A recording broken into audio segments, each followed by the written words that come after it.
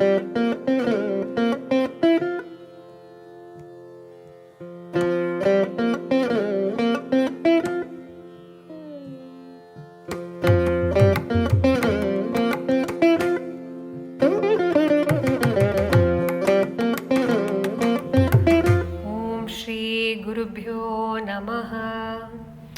everybody, welcome to our Carnatic music course. I'm Vijayalakshmi Venkatraman. I will be taking you through this wonderful journey of Carnatic music along with my student Ms. Gayatri Achar.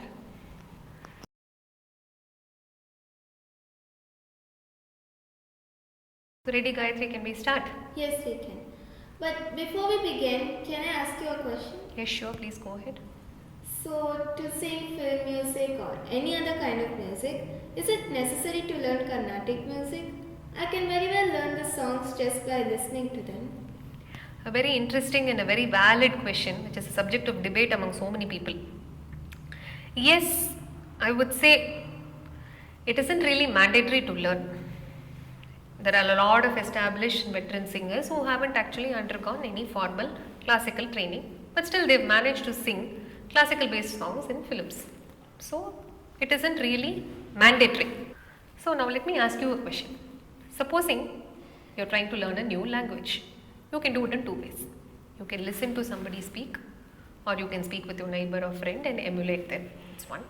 The second approach is to learn the alphabet, learn words, and finally learn how to form sentences and then speak the language. So which approach do you think is more effective? Maybe I think the second approach is more effective and better as I know the rules and regulations of the language. Exactly. So, to master anything, you need to know the rules which govern that particular thing, what you are trying to master. It holds good for everything, for music, for dance, or anything. So, in Carnatic music, the swaras, that is your sarigama padani, forms the alphabet.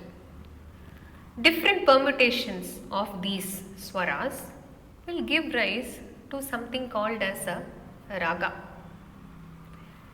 And again, different raga tunes or different tunes belonging to the same raga will actually give rise to a beautiful song. So now let's dig a little deeper into these swaras.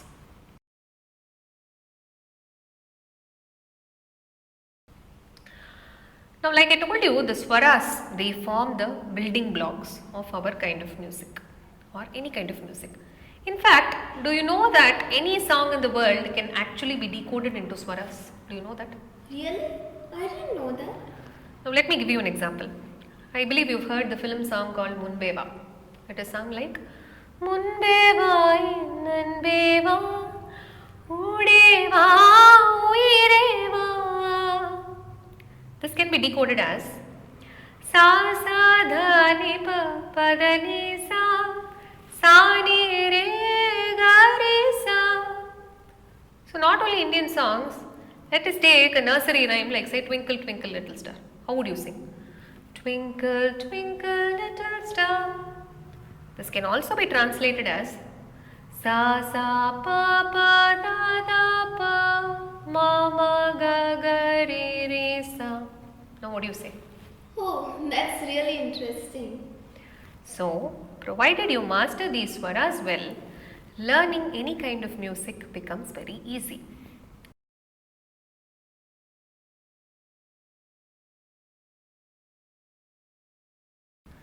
Now, I have another question for you.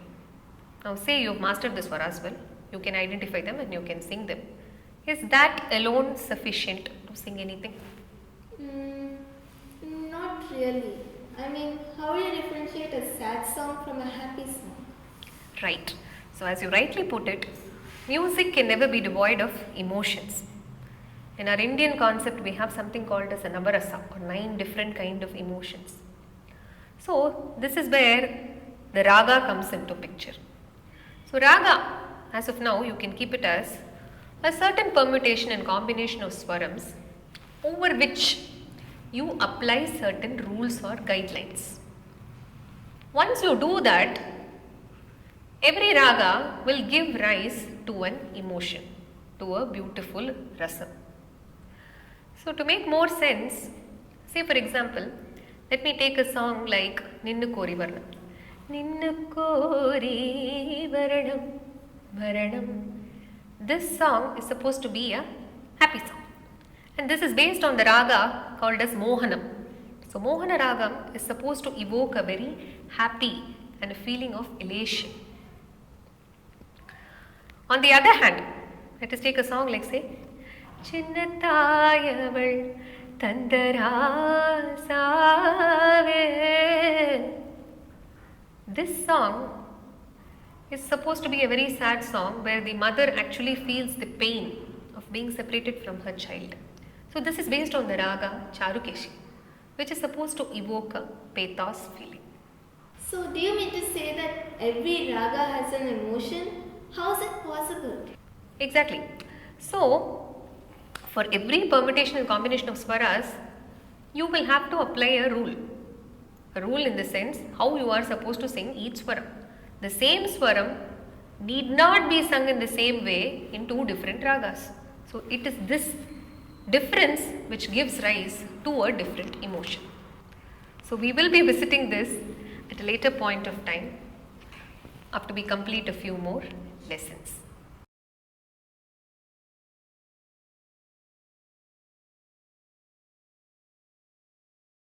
So like we've seen earlier, swaras form the building block of our Carnatic music system.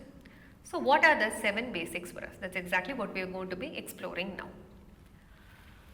So now if you see each of these 7 swaras, they have a particular name, a particular phonic sound and a particular frequency ratio. And the raga in which we will be singing now is called as Maya Malava Gauda, which is the 15th raga out of the 72 basic ragas which we have in Carnatic music. So all your basic exercises will be based on Maya Malava Gauda. So ready Gayatri? You need to repeat each swara after me.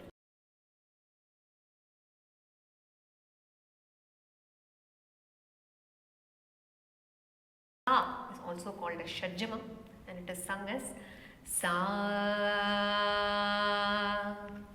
Sa. The Re is also called as Rishabam and it is sung as Re. Re. The Ga is known as Gandharam and it is sung as Ga. Ga. The Ma is also known as Madhyamam. It is sung as Ma.